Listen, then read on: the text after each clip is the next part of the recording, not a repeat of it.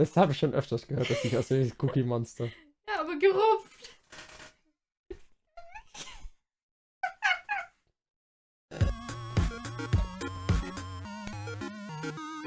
Ich werde mir jetzt nochmal ein Video angucken, bevor wir jetzt nach Stack Profile reingehen. Und zwar: Diese Karten zerstören Yu-Gi-Oh! Das Video ist hier, wurde mir zugeschickt, bei uns in den Reaction-Videos. Will ich jetzt mal reingehen. Gucken wir doch einfach mal, was das sein soll. Auf dem Thumbnail haben wir schon Baron, Access Code und Apollousa. Und da muss ich schon sagen, yep, ich hasse alle drei Karten. Ich bin kein Fan von Baron, ich bin kein Fan von Access, ich bin kein Fan von Apo.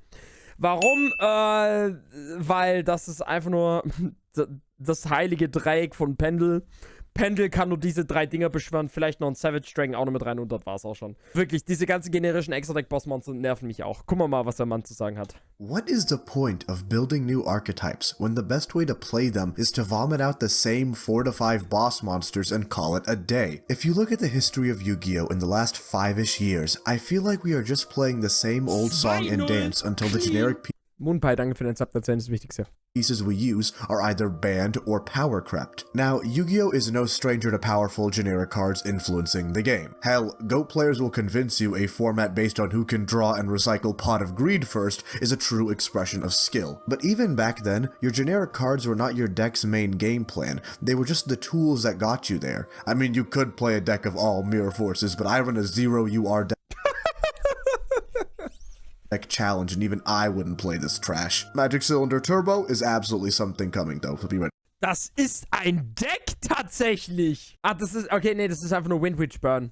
for that. Now, how did this shift happen from toolbox to main focus? Well, let's take a look. The first sign of a shift was in the Synchro era. Regardless of the deck you played, most players made room for generic staple boss monsters like Goyo Guardian, Stardust Dragon, and Black Rose Dragon. The last one specifically was literally in every deck of this era. It had a 100% play rate. However, this era of Yu-Gi-Oh! Is beloved by all besides the most staunch Yu-Gi boomers, and we just saw what kind of Yu-Gi-Oh! Appealed to them. But why is this? Because the generic monsters used were more of a toolbox. This Okay, also bisher hat er einfach nur gesagt, dass heutzutage jedes Deck fühlt sich gleich an, was ich auch verstehe. Also sobald ja ein neues Deck rauskommt, ist es einfach nur, wie krass kann man hier die ganzen Generics bauen. Das war ja vor allem, weshalb, ich habe ja das Cyberstorm Access Format gehasst. Ich habe es ja wirklich gehasst, das Psych Format. Das war, wo Super Heavy Samurai rauskam, weil auf One-Card-Combo Baron, Savage, Spellcancler, Apollousa. Es war so nervig. Es war so ein Scheißformat. Und es hat halt nichts mit Super Heavy, sondern wie krass, wie schnell kannst du halt diese ganzen generischen Extra-Deck-Monster aufs Feld kotzen. Und jedes Pendeldeck funktioniert ja genauso. Und das nervt mich auch bis zum geht nicht mehr. Und aktuell ist es halt, oh, ein neues Combo-Deck kommt raus, cool. Wie schnell kannst du Baron rausturbon? Das ist ja jede Runic-Variante, Chat. Jede Runic-Variante, die nicht Runic-Stun ist, sondern jede Synchro-Runic-Variante ist einfach nur, wie komme ich am besten auf Baron?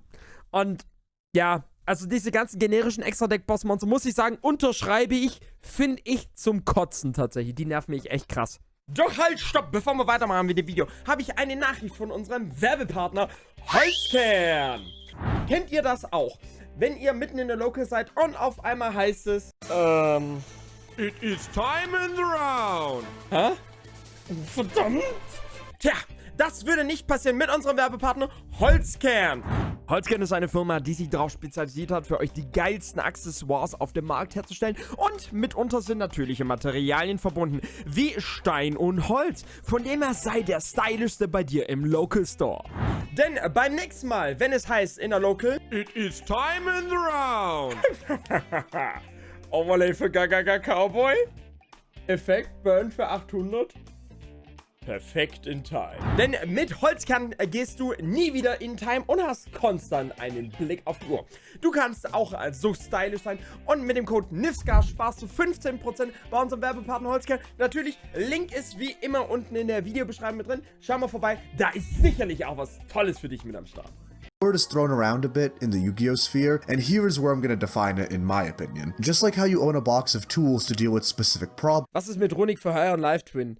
Ja, das ist jetzt hier die Ausnahme. Runic for Hire und Live Twins sind basically fast schon dasselbe, also gehen in dieselbe Richtung, sind einfach nur Link-Based-Strategien, die weniger damit zu tun haben. Aber mir geht es halt vor allem um die Runic-Synchro-Varianten. Wie jetzt mit Bestial oder Water, was wir jetzt gerade hier gesehen haben von der Top-Liste, oder mit Earthbound. Es ist alles dieselbe Scheiße in meinen Augen. Alles dieselbe Scheiße. Your extra deck had monsters that could out specific boards and remove whatever your opponent had. This created a solid back and forth, with cards like Black Rose Dragon being amazing turn 2 board clearers and being countered by your opponent making Stardust Dragon. However, you could run over Stardust Dragon going second with cards like Goyo Guardian, but if your opponent has a battle trap, it stops that. Not to mention, making a level 8 turn 1 wasn't always immediately feasible. So what were you able to end on? Sie können mit Baron ein Erratum verpassen, damit sie nicht generisch ist. Man muss einfach einen Wind-Tuner verlangen. Der Archetype um Baron ist ja irgendwie so ein Wind-based Archetype, wenn du verstehst, was ich meine. Wenn du einfach sagst, irgendwie so ein Wind-Tuner oder sowas, dann ist es halt nur noch, keine Ahnung, Speedroid. Und für Speedroid oder so ein Scheiß ist ja irrelevant, verstehst du? Wind-Tuner gibt's nicht im Baron-Deck, sorry, dann mach's halt einfach nur Fleur, irgendwas muss da mit drin sein.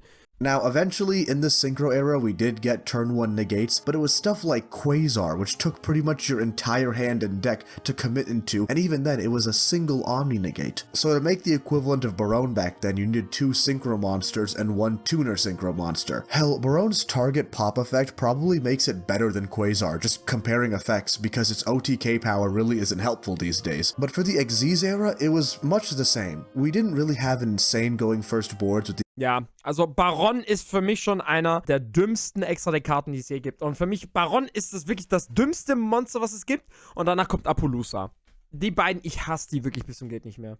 exception of the worst card ever printed. I know this vid is very... Aber Nivska, warum spielst du dann Baron? Warum spielst du dann Apollousa? Ja, weil ich halt auch mal Games gewinnen will. Punkt. Man kann Karten scheiße finden und man kann sie trotzdem spielen, bevor man mir vorwirft, das ist ja schon ziemlich scheinheilig, was du sagst.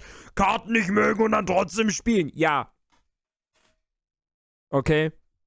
By the way, unlock the shock, I guess. critical of modern Yu-Gi-Oh, but I'd rather they unban any of these Link bastards before we unlock the shock. The best thing you could really make going first was something like Giant Hand, which was a 2k prize card, and Minerva, which was also a 2k prize card. I didn't say the format was affordable, I just said it was different. Number 101, Castel, Exciton Knight, and if you really wanted to hit over something hard, man, nobody did it better than Utopia the Lightning. While for the most part, Yu-Gi-Oh has always been a game where going first is typically better, these incredibly toolboxy eras were probably the closest we've ever gotten to a true fair side of the game, where going second isn't the end of the world. Obviously in this era, things like Ja, also dank diesen ganzen Negate Extra Deck Boss Monstern ist halt wirklich gerade Going Second so ein Death Sentence bis zu einem gewissen Grad, muss man sagen. Wobei, jetzt kannst du nicht nur auf die schieben.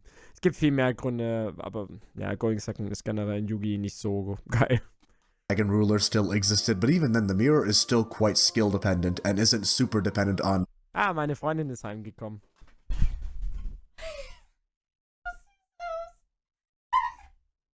Ich liebe dich. Ja?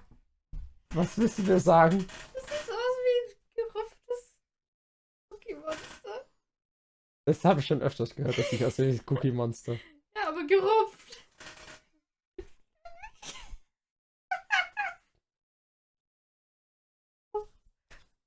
Eine großartige, hässliche Flunder.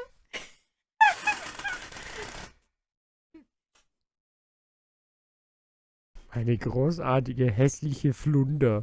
Gehen wir weiter in die Reaction. what goes first or second. Penned format was when you could really spiral into an insane amount of power going first, and spiral format was when we had gone too far. I think it would be a criminal underestimation to say Master Rule 4 and onwards, the speed of the game changed in a way we had never seen before. I have an entire video I want to make on Link summoning as a whole, so make sure you sub for that, but for now, what I want to highlight is a change in our generic going second cards. We started with main deck cards to deal with opponent stuff, then progressed into putting them mostly in the extra deck, and now we have moved back into our disruption coming from the main deck. This was the era that really popularized hand traps, which yes, Effect Veiler existed for a while now, but things like Ash Blossom, Ghost Ogre, and Nibiru had shifted the power of our disruption into these incredibly focused single-use monsters. That's because we now pretty much commit most of our extra deck into building the most insane board your deck can muster. Extenders on extenders, monsters that summon from the main deck, and the final pieces that put up enough negates to stop anything and everything your opponent can throw at you. And the greatest offender of this philosophy philosophy is Apollosa, Bow of the Goddess. I despise this card with every fiber of my being, and I have zero idea how it's been allowed to be legal all this time. Realistically, think about the last 10 Ja, ist genau das. Also Apollosa macht viel zu viel. Also ganz zur Not, wenn du nicht weißt, wohin mit deinen Ressourcen, fuck it, dann machst du einfach Apo. duels where you or your opponent summon this card. It pretty much ends the game immediately, because there's two options. Your opponent is going to have a specific board breaker and win immediately because you committed half of your deck's resources to Apollosa, or your opponent is going to lose immediately because with Engine and like one negate, they can't play through 3 to 4 monster negates and anything else you might have, because every meta combo deck doesn't just end on Apo, it ends on Barone, Borreload Savage Dragon, or all 3 of them. This style of Yes! Yu-Gi-Oh! Is something that I thought for the last few years we had tried to distance ourselves from after the Link era of 40-minute combo nonsense. And I see when Konami tries to make mid-range formats focused around specifically unique boss monsters come to life, and it's interesting. And while you and I might not like the specific boss monsters that shape that individual format, I think we can all appreciate not having to stare down the same handful of boss monsters every time we go to locals. Naja, also ich glaube, es wird ja von vielen, wird es ja auch immer wieder mal, das ist auch glorifiziert. Also das Format war das 22, der Deutsche Meisterschaft 22, wo Branded und Swordsfall so crazy vertreten waren. Da hast du so die zwei gehabt. Das war auch die Phase, wo alle die Punk-Engine gespielt haben, wo One Card basically alles gemacht hat. Ich glaube, Punk Therion war das. Ich glaube, damit hat auch Hartmann die DM gewonnen. Also ja, das waren so Midrange-Decks. Das Problem, was ich aber einfach nur in dem Format hatte, war, dass halt jedes Deck war halt irgendwie Scythe Turbo. Also, weiß nicht, wie geil das jetzt war, wenn ich ehrlich bin. Manadium Endboard auch sehr in-Engine. Ja, hast du recht. Absolut in-Engine. Manadium Endboard ist sehr, sehr crazy. Krass. I don't know. Also, diese ganzen Combo-Decks, die halt alle nur auf demselben Kram enden, bin ich auch kein... Ja, wobei ich spiele Draco Slayer. Draco Slayer ist ja eines meiner Lieblingsdecks of all time und Draco Slayer macht ja exakt nichts anderes. Draco Slayer hat zwar ein In-Archetype-Boss-Monster, was ein Omni-Negate ist, aber das Ding ist halt so scheiße und es ist wirklich nicht playable. Wie viele Boss-Monster will man printen? Es macht komplett Sinn, dass es die gibt, to be fair. Ja und nein. Ich verstehe den Punkt, dass du machen, du kannst nicht jedem Archetype ein crazy Boss-Monster geben. Das verstehe ich schon irgendwie zu einem gewissen Punkt, weil ansonsten hast du 10 Varianten von Baron. Dann heißt es einfach nur Super Heavy Samurai Baron. Braucht 2 Super Heavy Monsters. Ich verstehe schon, dass einfach nur jeder Archetype bekommt seine eigene Geschmacksrichtung von Baron. Sieht anders aus, heißt Super Heavy Baron oder Manadium Baron oder was weiß ich was. Und das, wenn du dann einfach eine generische hast, verstehe ich voll und ganz. Bis zu einem gewissen Grad, wenn die Dinge halt tatsächlich zu generisch sind und halt wirklich krass überall mit drin sind. I don't know. Ich find's auch ein bisschen nervig.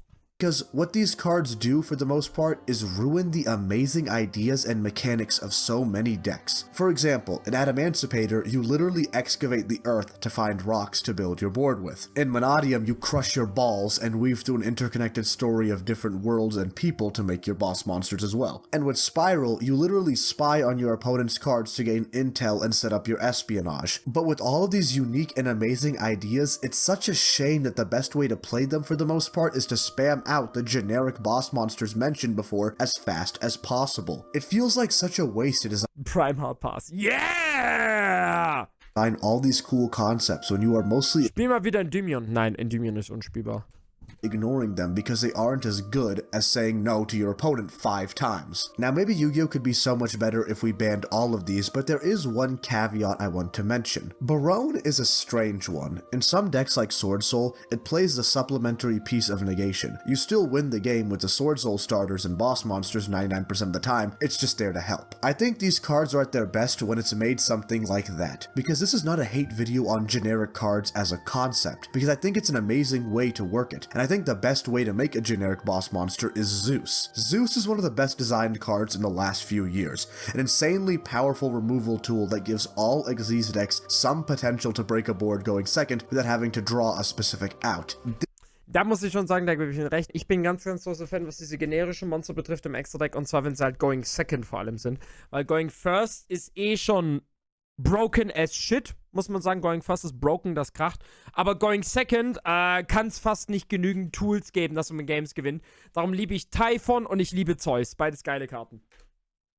This is the peak of generic support, and I hope in the future this is what Yu-Gi-Oh! Pivots to, and less about this. I mentioned before how the extra deck is mostly just combo extenders and boss monsters, but for the last 5%, this is a perfect example of great and awful design in Yu-Gi-Oh! A card like Underworld Goddess, in my opinion, is fantastic design, absurd removal at an insane cost for you, and any amount of disruption your opponent has can prevent her from being summoned to the board. And then there's Access Code, a card that effectively removed the concept of major weaknesses for meta decks. Access Code and Boral Sword, for a smaller degree, was when Konami basically gave up on the idea that some decks might have a better ability to OTK than others. Recoverability is a cool Ja, Access und Boral Swords haben halt dafür gesorgt, dass jedes Deck ein OTK drücken kann. Also wirklich jedes Deck kann jetzt ein OTK drücken dank den beiden.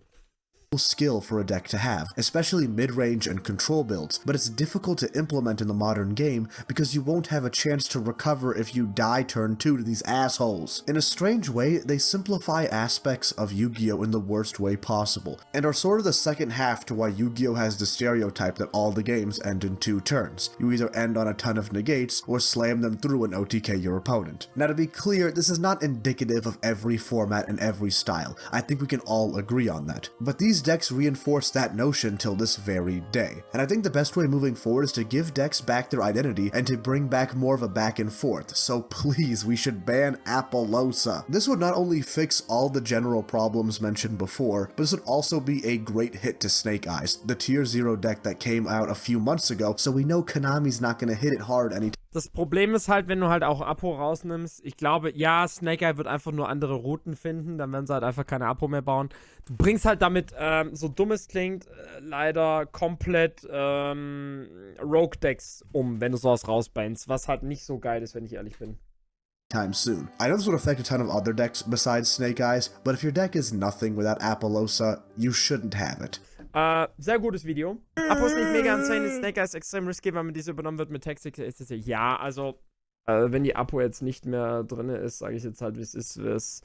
Ich hätte kein Problem damit, wenn Apo nicht mehr existiert.